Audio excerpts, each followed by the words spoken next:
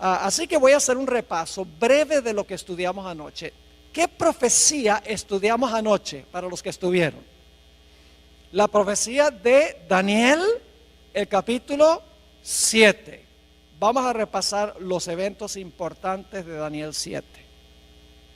En primer lugar tenemos un león. ¿Qué representa el león? Babilonia. Es decir, la cadena profética comienza con el reino que existe en los días de Daniel. Comienza con Babilonia. Luego entonces tenemos un oso. ¿Qué representa el oso? Los medos y los persas que conquistan a Babilonia. Luego tenemos un leopardo. ¿Qué representa el leopardo? Grecia, que conquista al reino de los medos y los persas. Luego tenemos una cuarta bestia espantosa y terrible, que tiene dientes de hierro, que lo conecta con Daniel 2, a donde tenemos las piernas de hierro. Y dice que esta bestia desmenuza, destroza, pisotea todo lo que consigue por el camino. Y esta cuarta bestia tiene 3 etapas consecutivas de dominio. ¿Cuáles son esas 3 etapas de dominio que tiene esta cuarta bestia? En primer lugar, la cuarta bestia gobernando por un periodo sin cuernos. Eso lo estudiamos anoche. La mayoría del tiempo de este cuarto reino, el reino existe sin cuernos. Pero luego, hacia el final de su periodo de dominio, en la cabeza de esta cuarta bestia le salen ¿qué? Le salen 10 cuernos. Y luego cuando los 10 cuernos están completos, en medio de los 10 sale un cuerno pequeño, un cuerno pequeño. Ahora, nosotros estudiamos anoche qué representa todo esto.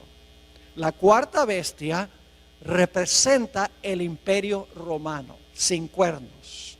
El imperio romano fue un imperio no dividido durante la mayor parte de su existencia. El imperio romano desde el año 168 a.C. hasta el año 476 después de Cristo fue un solo reino unido. Pero en el 476 el imperio romano se había dividido en 10 reinos como resultado de las invasiones de las tribus bárbaras en lo que hoy es Europa occidental. Y luego, cuando estaban esos reinos completos, se levantó el cuerno pequeño que anoche identificamos como Roma papal, el papado, no la Iglesia católica. Es un error decir que el cuerno pequeño representa la Iglesia católica, no, representa el papado. El papado es un sistema que une la Iglesia con el Estado. Eso es lo que significa la palabra papado, y eso lo vamos a ampliar más en nuestros estudios a través del día de hoy. Es decir, el cuerno pequeño gobierna 1260 años después que se levanta. Significa que el cuerno pequeño, el papado, gobernó desde el año 538 después de Cristo hasta el año 1798, cuando recibió una herida de muerte y quedó decomisada esta bestia. El papado quedó decomisado por un periodo de tiempo.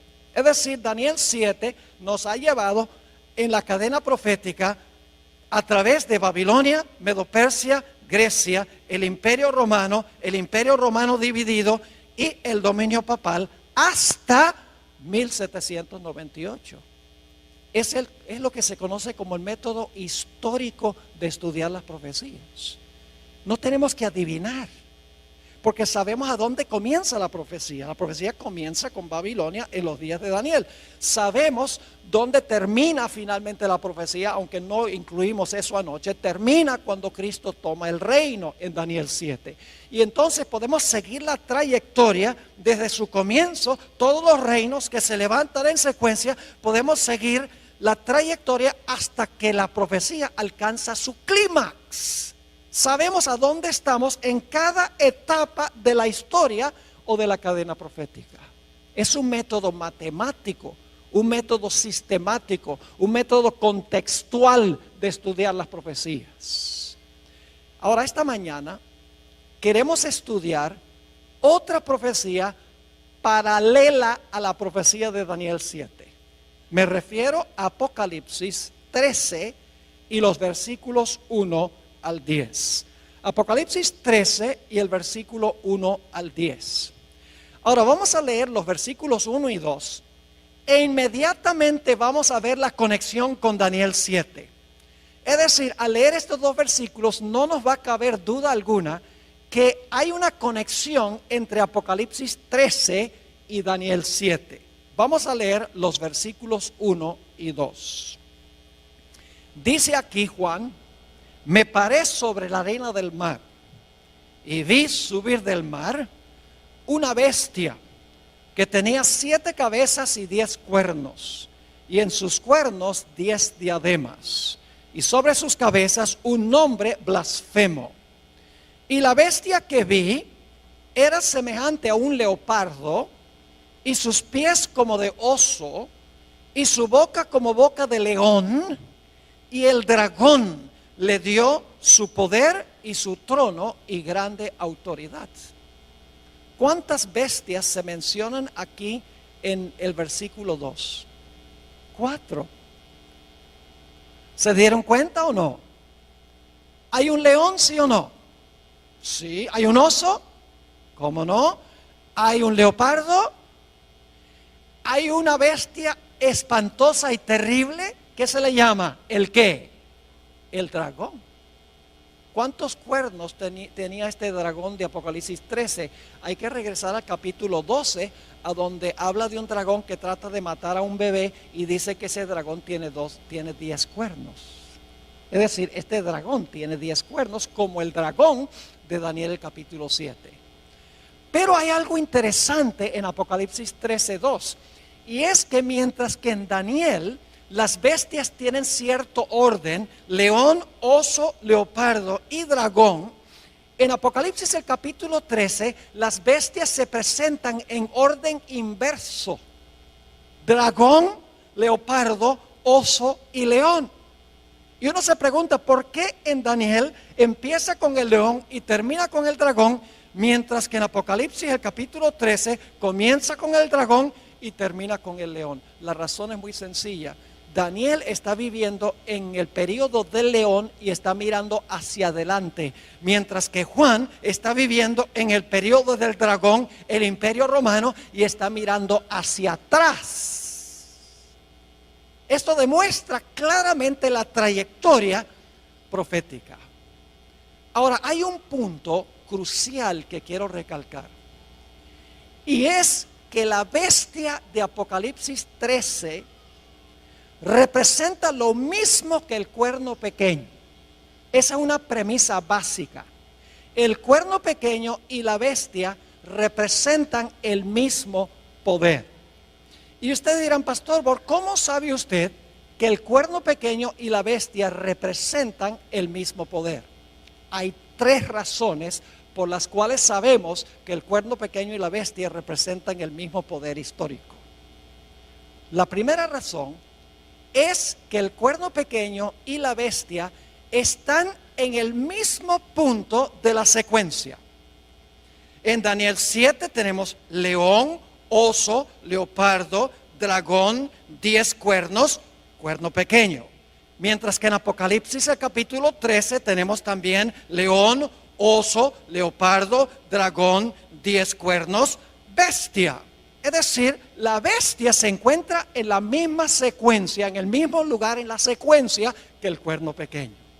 Así que como se encuentra en el mismo lugar en la secuencia o en la cadena profética, sabemos que el cuerno pequeño y la bestia representan el mismo poder. Es decir, en primer lugar sabemos que la bestia y el cuerno pequeño son el mismo poder porque están en el mismo lugar en la cadena profética. Hay una segunda razón.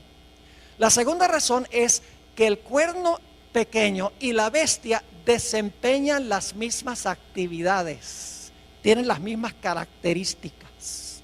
Ustedes recuerdan que el cuerno pequeño dice que persiguió a los santos del Altísimo. Dice también que el cuerno pequeño habló blasfemias contra el Altísimo y pensó que podía cambiar ¿qué? La ley de Dios. Ahora en Apocalipsis 13, si van conmigo, Apocalipsis 13 y el versículo 7, fíjense lo que se dice de la bestia. Dice, y se le permitió hacer guerra contra los santos y ¿qué? Y vencerlos. ¿La bestia hizo lo mismo que el cuerno pequeño, sí o no? ¿Persiguieron ambos a los santos? Claro que sí. Ahora noten Apocalipsis 13 y el versículo 5, la primera parte. Dice, también se le dio boca que hablaba grandes cosas y blasfemias. ¿La bestia hablaba blasfemias, sí o no? ¿El cuerno pequeño habló blasfemias? Claro que sí. Es decir, que el cuerno pequeño y la bestia desempeñan las mismas acciones. Ahora ustedes dicen, ¿dónde está en Apocalipsis 13 el cambio de la ley? Aparentemente no aparece en Apocalipsis 13, pero sí aparece. En Daniel 7 dice que el cuerno pequeño pensó que podía cambiar la ley. Y nosotros sabemos que ese cambio en la ley primordialmente fue el cambio del día de reposo del sábado al domingo. Ahora yo pregunto, en Apocalipsis 13, ¿qué va a imponer la bestia que se levanta de la tierra? Va a imponer la marca de la primera bestia. La marca de la bestia es el cambio que hizo la bestia ¿en qué? En la ley de Dios. Es decir, al final de la historia, los Estados Unidos, vamos a encontrar, va a imponer la marca, va a imponer el cambio en la ley que hizo el cuerno pequeño durante los 1260 años. En segundo lugar, la razón por la cual sabemos que el cuerno pequeño y la bestia representan el mismo poder es porque desempeñan las mismas acciones. La tercera razón por la cual sabemos que el cuerno pequeño y la bestia representan el mismo poder es que ambos gobiernan el mismo periodo de tiempo. Noten Apocalipsis 13 y la última parte del versículo 5. Dice, también se le dio boca que hablaba grandes cosas y blasfemias, y se le dio autoridad para actuar ¿cuánto tiempo?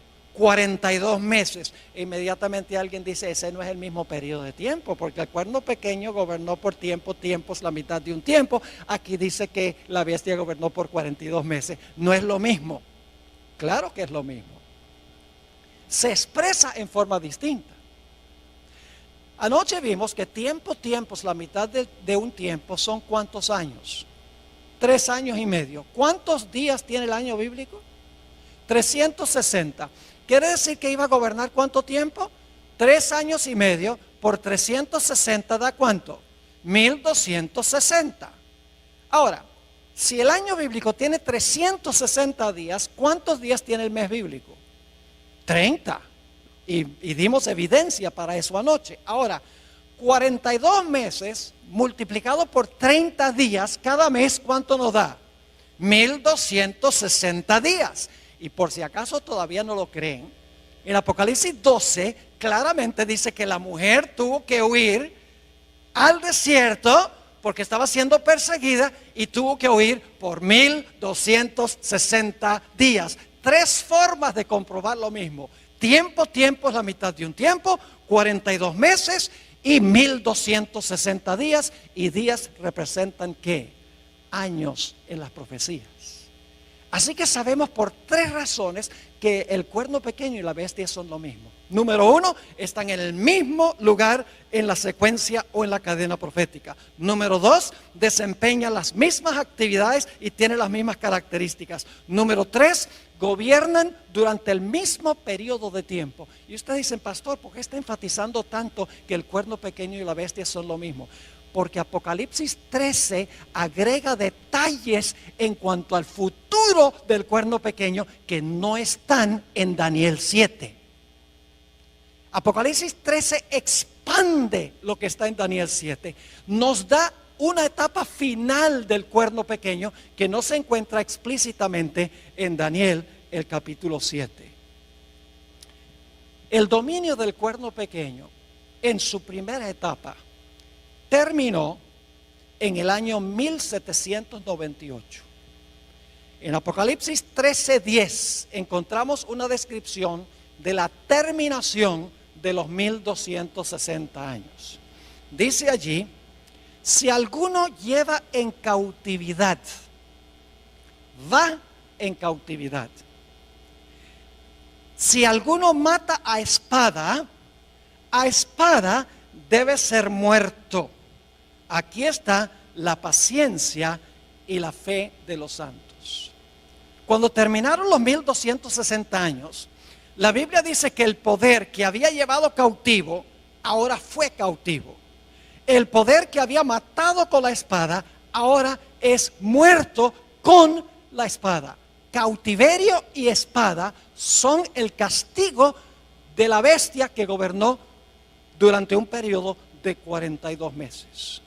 Ahora, ¿qué significa que este poder que llevaba en cautiverio iba a ir en cautiverio? Generalmente, como adventistas, nosotros decimos que el cautiverio representa el hecho de que el Papa Pío VI fue llevado cautivo a Francia, a donde murió en exilio. Generalmente le aplicamos esto específicamente a un papa. Pero mis hermanos y hermanas, esto tiene una explicación mayor. No es meramente un papa el que va a cautiverio en 1798. Es la bestia. Todo el sistema va en cautiverio en 1798. No solamente un papa individual. Ahora, en unos momentos vamos a ampliar más lo que significa que la bestia fue llevada cautiva en 1798 y que recibió una herida de la espada. Hablemos en primer lugar de la espada. ¿Qué representa la espada que la bestia usaba para matar y que le dio la herida mortal a la bestia? Si yo les preguntara qué representa la espada, probablemente muchos dirían, bueno, la espada representa la Biblia, la palabra de Dios.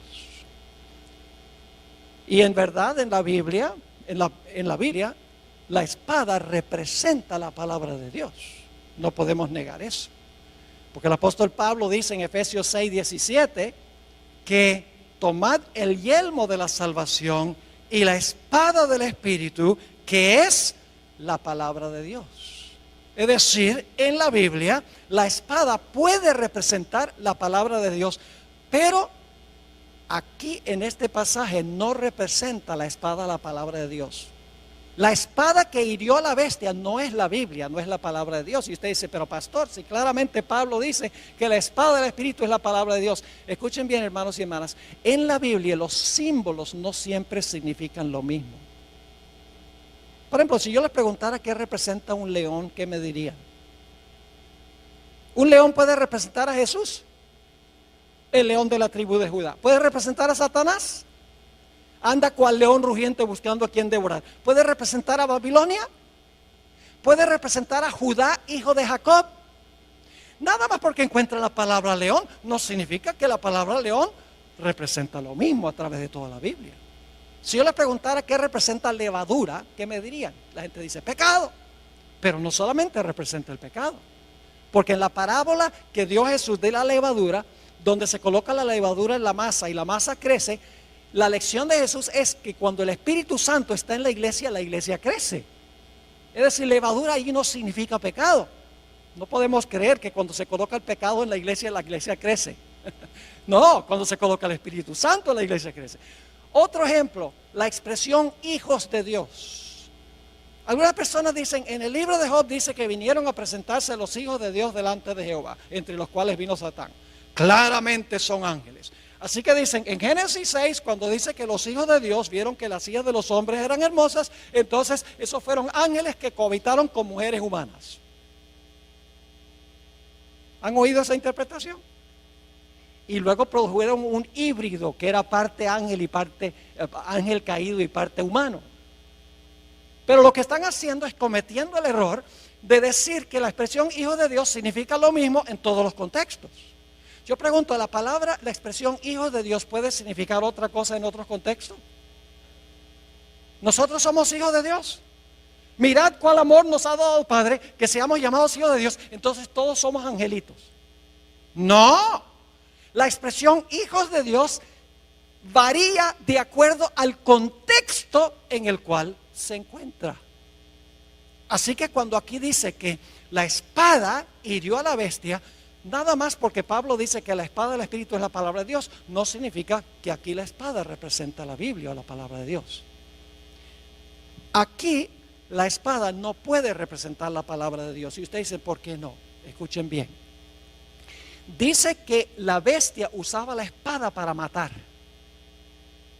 Yo pregunto, ¿el papado usaba la Biblia para matar a la gente? ¿El papado usaba la Biblia para matar a la gente? No.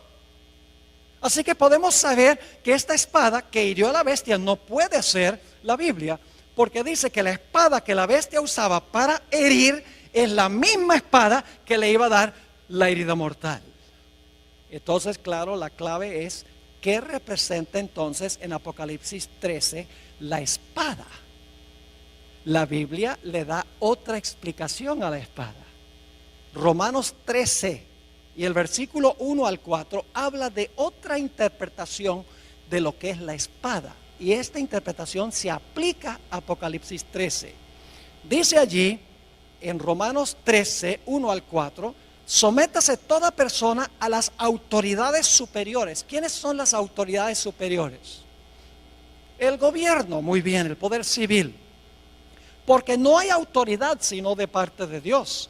Y las que hay por Dios han sido establecidas. De modo que quien se opone a la autoridad, es decir, al poder civil, a lo establecido por Dios resiste. Y los que resisten acarrean condenación para sí mismos. Porque los magistrados, ahí está hablando del gobierno, porque los magistrados no están para infundir temor al que hace el bien, sino al malo. ¿Quieres pues no temer la autoridad? ¿Quieres no tenerle miedo al gobierno, al poder civil? Haz lo bueno y tendrás alabanza de ella. Y ahora viene el versículo clave. Porque es servidor de Dios para tu bien. Pero si haces lo malo, teme, porque no en vano que lleva la espada, pues es servidor de Dios, vengador para castigar al que hace lo malo. ¿Quién tiene la espada? El poder civil tiene la espada. ¿Y cómo usa el poder civil la espada? Yo pregunto, si una persona le roba a otra persona, ¿el poder civil usa la espada para encarcelar a esa persona? ¿Cómo no? En algunos estados, como Texas, si un individuo es culpable de asesinato, el poder civil usa la espada para ejecutar el decreto de muerte contra esa persona. ¿Cómo no? La espada significa la capacidad que tiene el poder civil para castigar violaciones del Código Civil. Usa la espada para castigar a los que violan el Código Civil, que violan las leyes legítimas del gobierno. No es la Biblia, es la capacidad de castigar violaciones del Código Civil. Es decir, la espada la posee el poder civil. La iglesia tiene su espada. ¿Y cuál es la espada de la iglesia? La Biblia. ¿Y cómo usa la iglesia su espada? Cualquiera que no está de acuerdo, le cortan la cabeza. Estoy hablando sarcásticamente. No. En el día postrero tendrán que arreglárselas con Dios. Pero la iglesia se le ha dado la espada, y la espada la usa predicando el evangelio. Yo estoy usando la espada ahora. Pero el poder civil también tiene su espada. Y la espada es la capacidad de castigar violaciones del Código Civil que disturbian el orden social o la paz de la sociedad, la propiedad, la vida, la reputación, etcétera. Así que en 1798 lo que sucedió fue que el poder civil de Francia, que antes le daba la espada a la iglesia, ahora le quitó de la mano la espada y con esa espada se le volcó en contra y le dio una herida mortal al papado. Es decir, la herida mortal es cuando se levantó el poder civil en contra del papado, porque antes el papado había usado el poder civil para castigar violaciones de la iglesia. Cualquiera que no estaba de acuerdo con lo que enseñaba la iglesia decía al poder civil: mira, toma tu espada y castiga a esa persona, échalo a la cárcel, o incinéralo, o ponlo en la cárcel, o tortúralo. eso es lo que hacía la iglesia, usaba la espada del poder civil para castigar violaciones religiosas. Pero en 1798 Francia le quitó la espada a la iglesia católica, a la iglesia romana, le dijo: ya no vas a usar más la espada para perseguir. Y la espada se le volcó en contra de el papado en 1798. También dice la profecía que el que llevaba en cautiverio iba a ir en cautiverio. El papado llevaba en cautiverio a toda la gente. Pero dice que este sistema iba a ir como, iba a ir cautivo. Ahora, ¿qué significa que iba a ir cautivo este sistema? Necesitamos regresar al tiempo cuando las tribus bárbaras estaban invadiendo al Imperio Romano. Cuando estas naciones bárbaras vinieron del norte del imperio y empezaron a parcelarse lo que hoy es el Imperio Romano, lo que había sido el imperio occidental, el imperio que quedaba en Europa, las naciones donde está en Europa hoy, esa región se convirtió en un caos. No había emperador, no había quien pusiera ley, quien pusiera orden.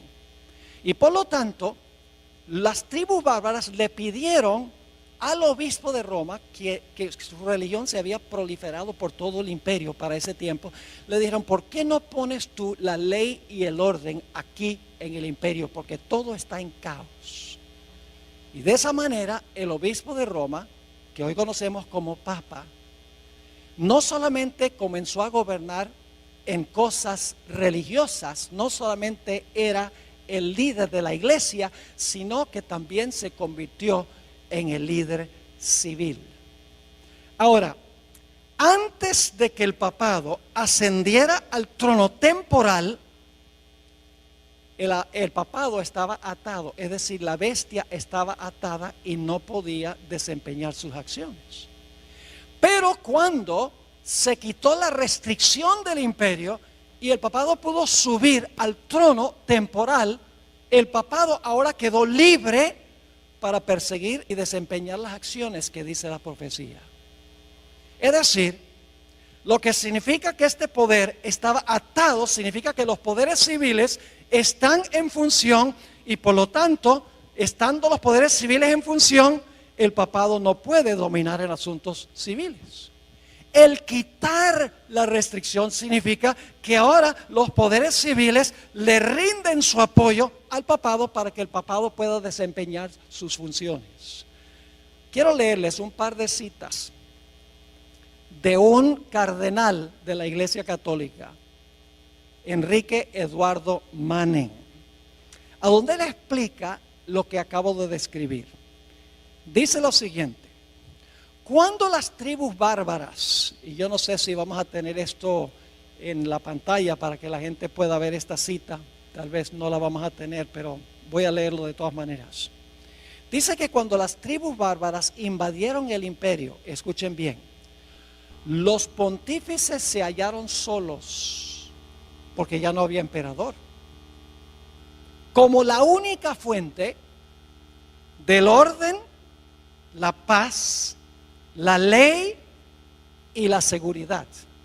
Es decir, cuando los bárbaros invadieron, ahora como no había emperador, no había ley ni orden, dice que el único que podía mantener un poco el orden eran los obispos, es decir, el obispo de Roma, los que llamamos papas hoy, los pontífices. Y ahora escuchen cómo se describe esto. Y desde la hora de esta liberación providencial, ¿qué necesita usted hacer para liberar a alguna persona? La persona tiene que estar ¿qué? La persona tiene que estar cautiva, ¿verdad? Si se va a librar es porque está cautiva. Es decir, cuando el Papa asciende, dice esto, para establecer orden en el imperio, no solamente religioso, sino civil, dice, desde la hora de esta liberación providencial, cuando por intervención divina se le cayeron las cadenas de las manos al sucesor de Pedro.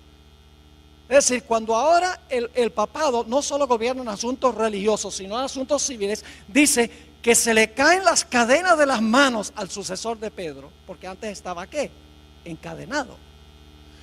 Como una vez habían caído de las suyas, ningún soberano ha reinado en Roma, sino el vicario de Jesucristo. En otra cita, Manning dice lo siguiente: el papado esperó hasta el momento propicio en que Dios rompiera sus ¿qué? ¿En qué condición estaba el papado antes de ascender al poder civil, de usar el poder civil? ¿Estaba qué? Atado. Dicho sea de paso, aquí tenemos que entender 2 Tesalonicenses 2, donde dice que había uno que detenía para que no se manifestara el hombre de pecado. ¿Lo han leído? ¿Qué era lo que detenía al papado para que no pudiera manifestarse? El poder civil de Roma. Mientras el poder civil de Roma estaba, el hombre de pecado estaba ¿qué? Atado. Cuando es quitado del medio el poder civil y ahora el papado gobierna, ahora es ¿qué? Librado. ¿Están entendiendo o no? Ahora dice, el papado esperó hasta el momento propicio en que Dios rompiera sus ataduras y lo librara de la sujeción a los poderes civiles. ¿De qué es la liberación del papado? Son librados de sujetarse ¿a qué? A los poderes civiles, colocándolo así sobre el trono como dueño de su propia soberanía temporal. En 1798 lo que sucedió fue que la espada del poder civil de Francia, donde antes Francia usaba la espada para defender a la iglesia, el gobierno francés dijo, le quitó la espada y dijo, ya no te vamos a prestar la espada. La espada se levantó en contra del papado, le dio la herida mortal. Y en vez del papado ahora estar libre de ejercer dominio temporal, ahora el gobierno francés y nación tras nación en Europa le pone restricciones, no dejan que la iglesia use el poder civil y por lo tanto se le ponen otra vez las esposas a este sistema y queda encarcelado. Yo pregunto, ¿qué tendría que suceder para que este poder recupere su libertad y se sane de su herida? ¿Qué tendría que pasar? Tendría que recuperar el apoyo de la espada ¿qué? Del poder civil. Y tendría que permitir las naciones del mundo que este poder los use de nuevo, y entonces el papado ya no estaría restringido, sino que estaría ¿qué? Libre. Eso fue lo que sucedió en 1798. La iglesia quedó atada en el sentido de que ya no podía usar los poderes civiles. Recibió la herida mortal de la espada porque la espada ya no se prestó para ser usada por la iglesia para perseguir a aquellos que no concordaban con ella. Pero la profecía de Apocalipsis 13 nos dice que habrá otra etapa del cuerno pequeño o de la bestia. Apocalipsis 13 y el versículo 3 nos dice, después vi otra bestia, antes de eso, 13:3, vi una de sus cabezas como herida de muerte, y ahora escuchen lo que sucede, pero su herida mortal fue sanada, y se maravilló toda la tierra en pos de la bestia. Yo pregunto, ¿este poder va a recuperar su dominio? Sí. Recibió una herida mortal en 1798. Fue a cautiverio. Los poderes civiles ya no podían ser usados por este sistema. Pero la Biblia nos dice que este poder que recibió una herida de muerte, su herida mortal será sanada. Y toda la tierra se maravillará en pos de este sistema. Y claro, surge la pregunta, ¿cómo puede suceder esto? ¿Qué nación en su sano juicio le devolvería la espada y la libertad a este sistema tan despótico? Ahora llegamos a un punto, hermanos y hermanas, que parece casi increíble lo que vamos a estudiar en los próximos minutos. En Apocalipsis 13:11, inmediatamente después de hablar de la herida mortal y el cautiverio de la bestia, habla de una segunda bestia que se levanta de la tierra. Vamos a leer Apocalipsis 13:11. Después vi otra bestia que subía de la tierra Y tenía 2 cuernos semejantes a los de un cordero, pero hablaba como un dragón.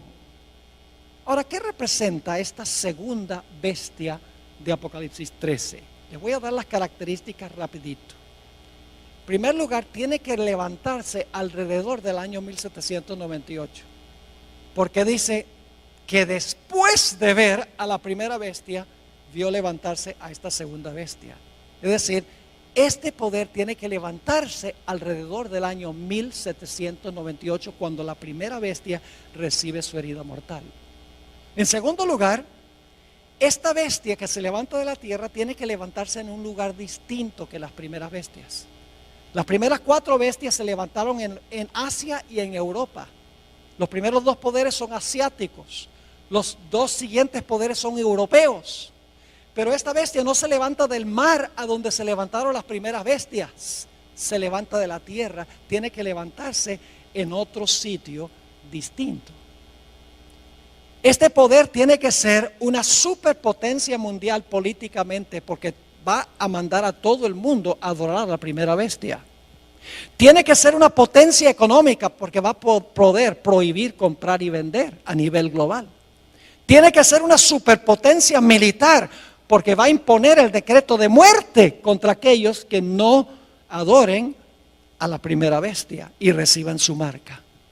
También sabemos que esta segunda bestia es más joven que la primera bestia. La primera bestia tuvo una larga trayectoria, 1260 años, recibió su herida mortal y luego se levanta, está retoñando después de 1798, esta bestia que se levanta de la tierra.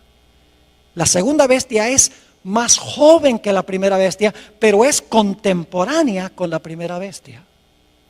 Ahora, lo más insólito e increíble, mis hermanos y hermanas, es que esta segunda bestia que se levanta de la tierra va a ayudar a la primera bestia a recuperar el poder que perdió, a recuperar su libertad y su espada. Ustedes dicen, ¿cómo sería posible eso?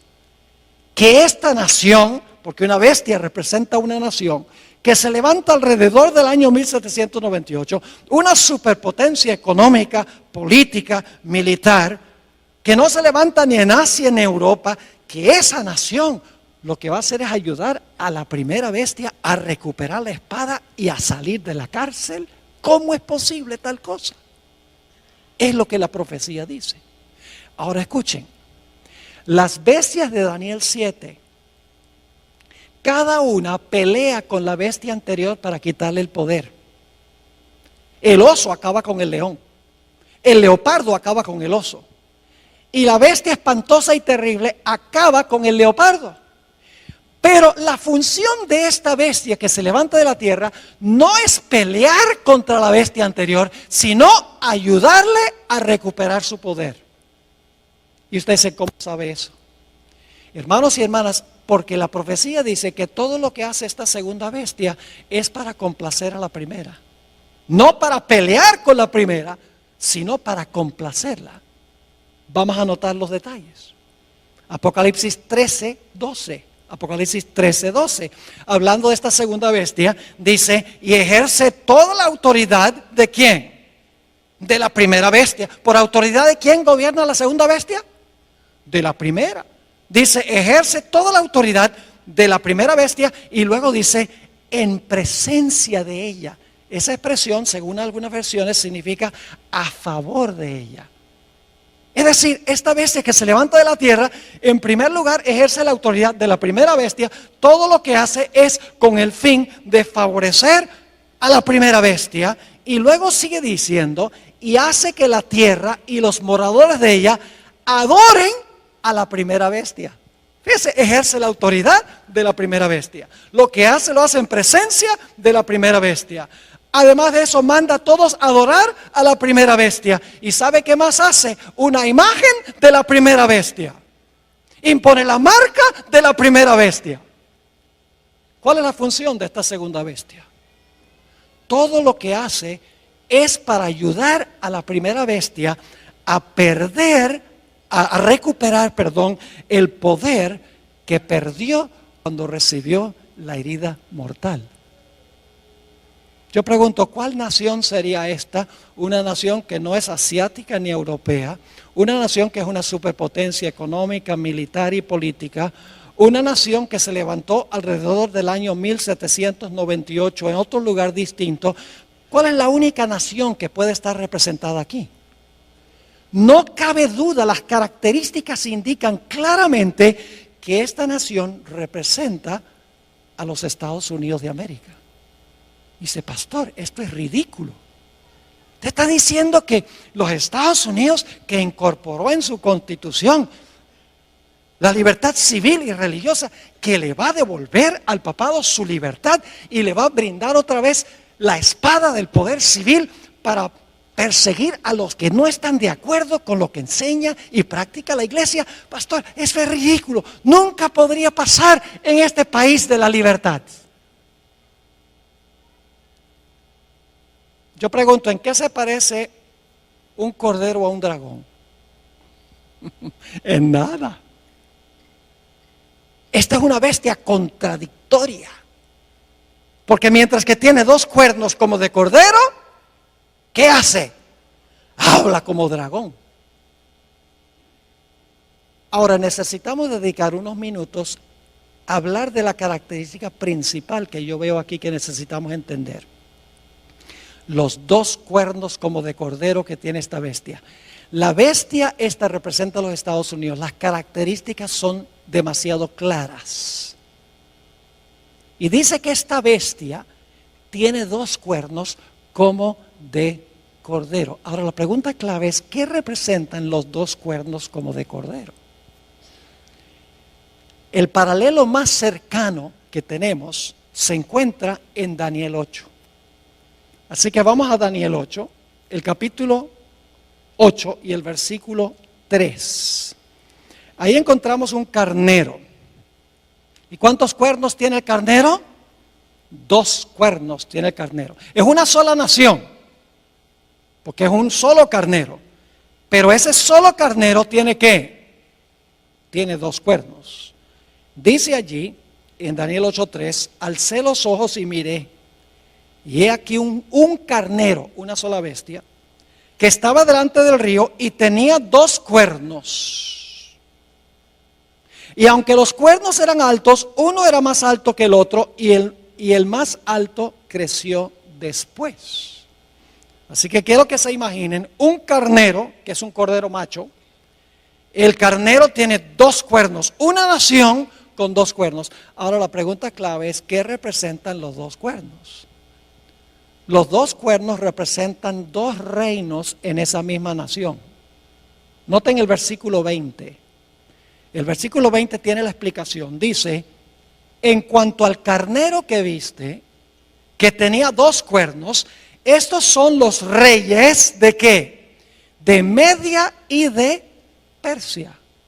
Era una nación que se componía de dos reinos. Entonces yo pregunto, ¿qué representan los dos cuernos como de cordero? Tiene que ser una sola nación porque es una sola bestia. Pero como tiene dos cuernos como de cordero, debe ser una nación que se compone de dos ¿qué? De dos reinos, porque los cuernos representan reinos. Usted no puede decir que los 10 cuernos en la cabeza del dragón son reinos.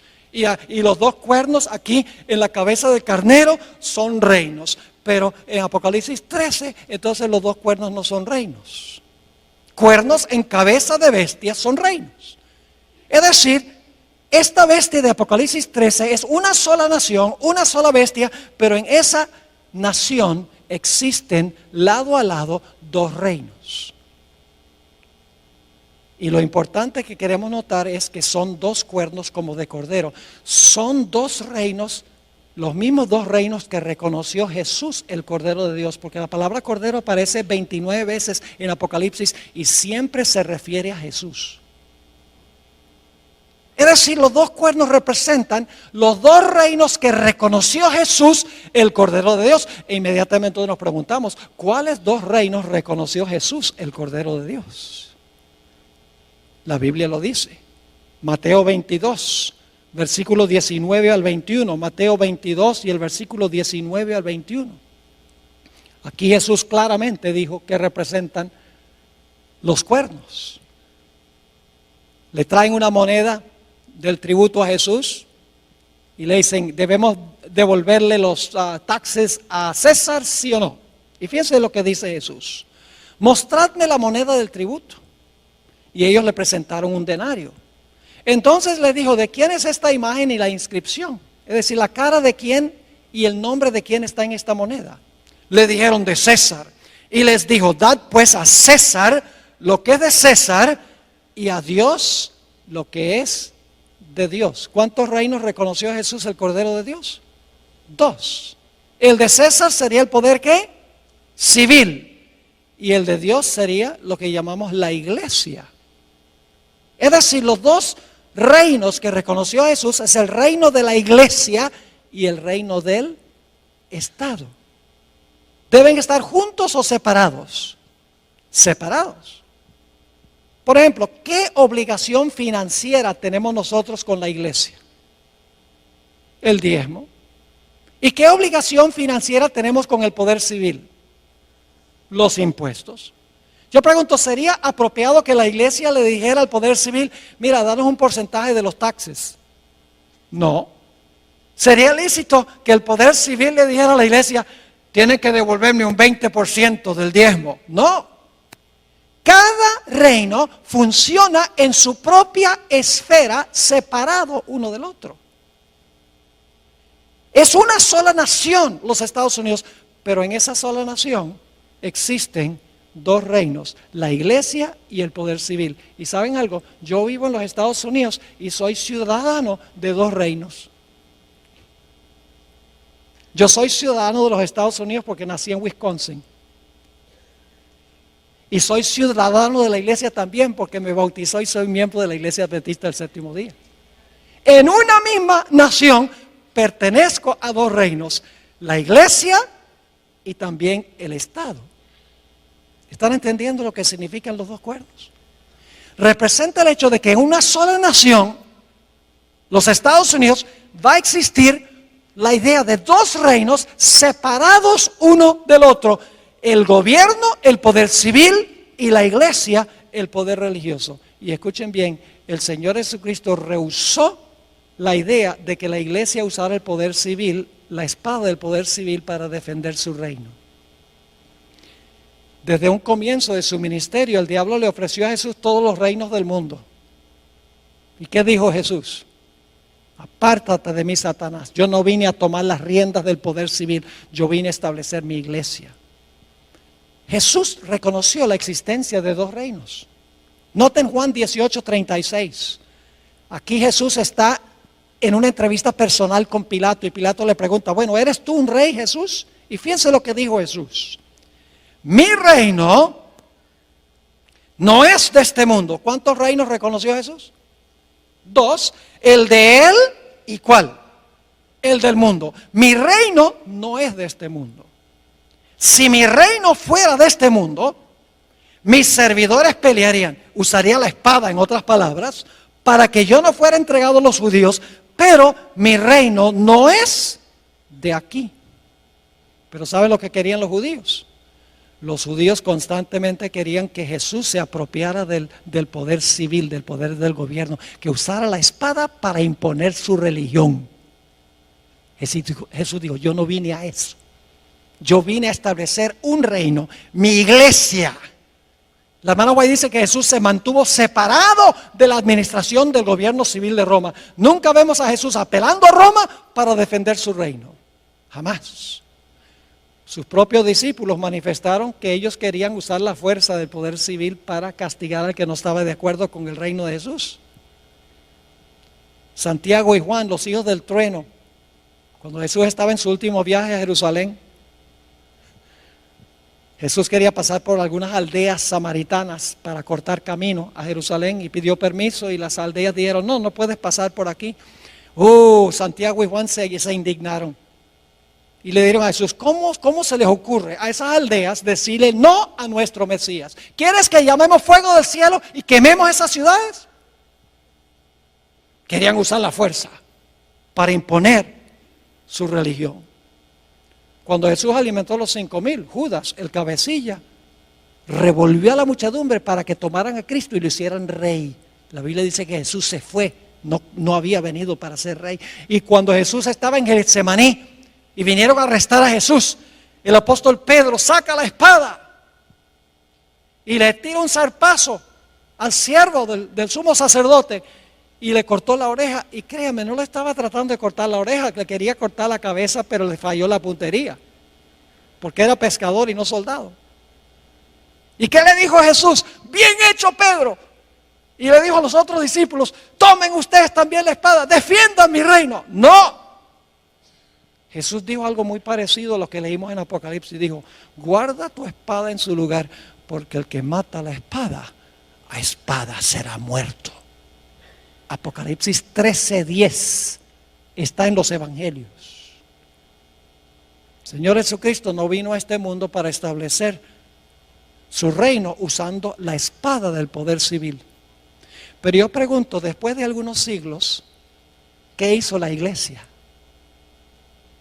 La iglesia se tornó apóstata porque ascendió al trono, fue librado de los poderes civiles y ascendió ahora para gobernar, salió de la cárcel, fue librado y ahora gobierna en asuntos civiles y usa la espada del poder civil para imponer su religión. Eso pasó en los días de Constantino. En adelante la iglesia se tornó apóstata. Y el reino que Jesús había rechazado, ahora el obispo de Roma dijo, yo lo acepto. ¿Están entendiendo lo que significa la liberación de este sistema? Lo que significa el tomar la espada. Mis hermanos y hermanas, lo que sucedió en 1798 fue que el poder civil le quitó el apoyo de la espada al papado. Dijo, ya no nos vas a usar más. Y como ya no lo podía usar más, este poder quedó cautivo, quedó amarrado. El mismo libro de Apocalipsis explica qué significa estar atado o estar librado. Permítame mencionar brevemente eso y luego terminamos. Yo pregunto, ¿el diablo hoy en día está suelto causando desastres? ¿Por qué puede Satanás hoy en día causar tantos desastres? Porque él tiene gente que lo apoya, ¿sí o no?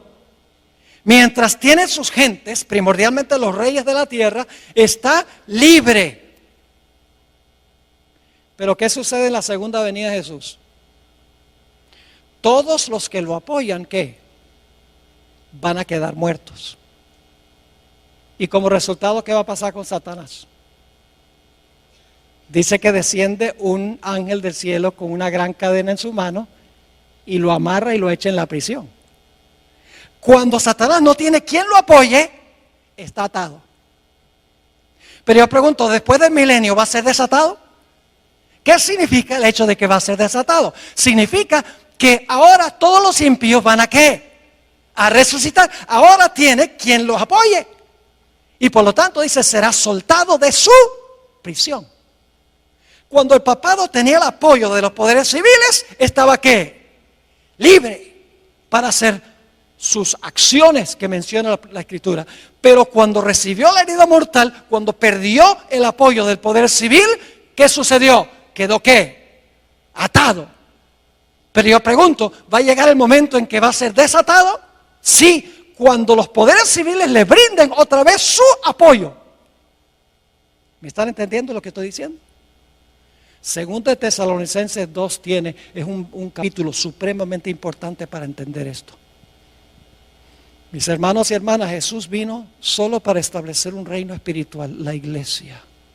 Y que la iglesia usara la espada del Espíritu, que es la palabra de Dios. Nunca usar el poder civil. Pero la Biblia dice que este poder, el papado, que imperó por 1260 años, su herida mortal se va a sanar. Y no solo Europa, sino todo el mundo se va a maravillar en pos de este sistema. Y yo les digo, yo fui a Filadelfia cuando vino el Papa y les puedo asegurar que lo vi con mis propios ojos. ¿Cómo esta profecía se puede cumplir esta tarde? Voy a compartir un poco más de detalles con ustedes. Jesús vino a implantar los principios de su reino en el corazón del ser humano. Termino con un versículo, dos versículos. Lucas 17, 20 y 21 nos dice por qué Jesús vino. Dice, preguntado por los fariseos, ¿cuándo había de venir el reino de Dios? Y ellos, claro, creían que era el reino de la fuerza.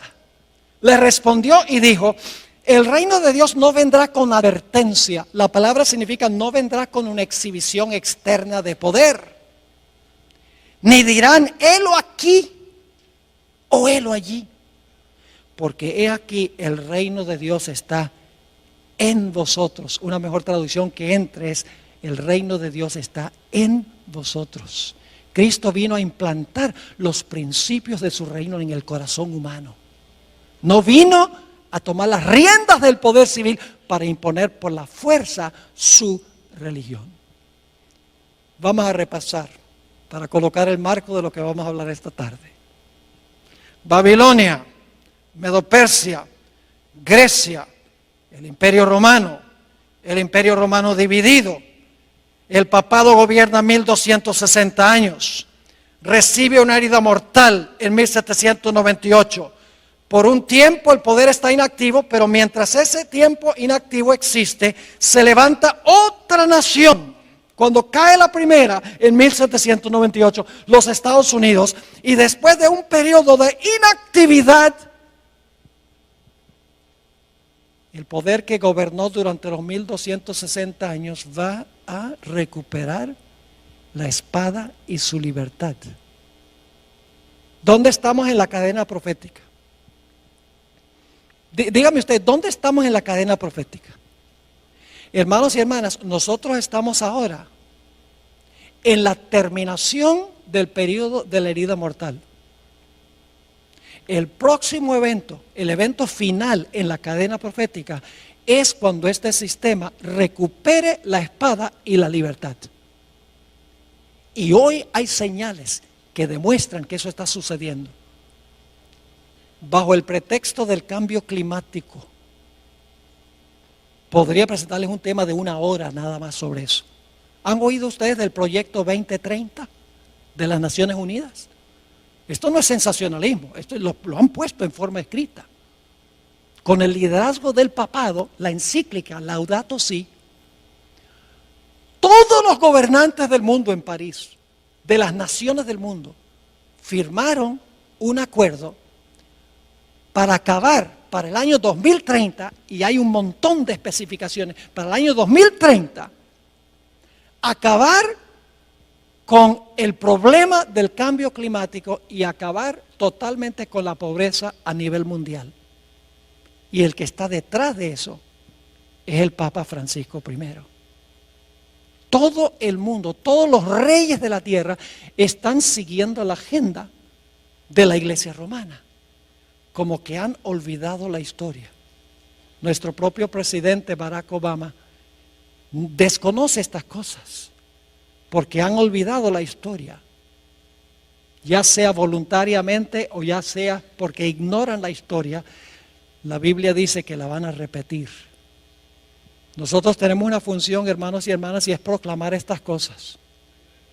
Porque la gente está inquieta, la gente no sabe qué está pasando, la gente sus corazones están angustiados de temor, porque no saben para dónde va todo esto. La iglesia adventista sabe para dónde va todo esto. Ay de nosotros si nosotros no compartimos este mensaje con la gente que está buscando paz y tranquilidad en su vida. ¿Le quedó claro lo que estudiamos? Gloria a Dios. Ahora esta tarde lo que vamos a hacer en el primer tema, creo que es a las 3 de la tarde, le voy a comprobar, leyendo citas de los fundadores constitucionales de los Estados Unidos, a donde ellos vez tras vez en sus escritos dicen: lo que caracteriza a esta nación es que hay dos reinos, la iglesia y el Estado, separados uno del otro. Lo dice la primera enmienda a la Constitución de los Estados Unidos. Ahí están los dos cuernos como de cordero.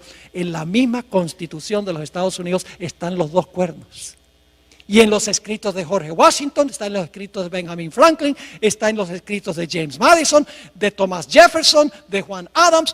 Todos se refieren a estos dos cuernos, libertad civil y libertad religiosa, separando la iglesia del Estado. El papado dice: no, lo que tenemos que hacer es unir la iglesia con el Estado. Eso es lo que hace que el papado sea papado. Es que es capaz de unir la iglesia con el poder civil para imponer por la fuerza su religión y sus prácticas. Quiero aclarar que no me estoy refiriendo aquí a las personas que pertenecen, individuos que pertenecen a esta iglesia. Yo creo que usted ama a Jesús, le sirve lo mejor que puede de acuerdo al conocimiento que tiene. Esto no es un ataque contra personas que están dentro de este sistema. Que la gente desconoce esto. Pero Dios llama a esa gente a salir de ese sistema una vez que conocen la verdad. Oremos. Padre Celestial, gracias te damos por la claridad de la cadena profética. No tenemos que especular, ni adivinar, ni conjeturar, ni sensacionalizar. Todo está en su orden exacto, como ha sucedido y sucederá. Padre, no es suficiente conocer estas cosas. Necesitas, a través de tu Santo Espíritu, que nuestra vida espiritual se caliente.